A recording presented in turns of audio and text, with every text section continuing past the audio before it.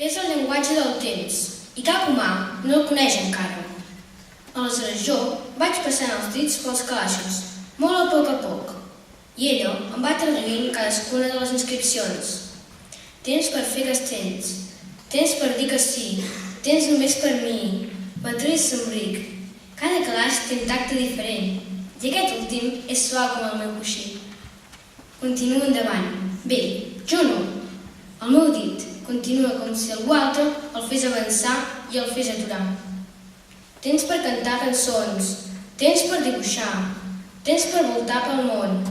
I sento com si, del fons de la cova, m'arribés la música, com una carícia a l'orella. Temps per patinar, temps d'imaginar, temps per fer amics. M'aturo i em sento lliscar i de voltar, lleugera com el vent. Temps per fer bombolles, temps per no fer res. Temps per mirar els estels, i una cortina de núvols blaus m'acaronen els cabells. Temps per somiar, el meu dit s'atura aquí. Aquests calaixos em fan pessigolles. Els calaixos són infinits. I tant de temps perden les persones? Li pregunto.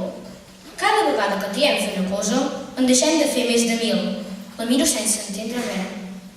Tu, ara, estàs perdent el teu temps per dormir. Per què has triat ser aquí amb mi? Explica ella amb calma.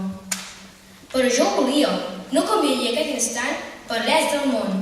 Una bona elecció, doncs.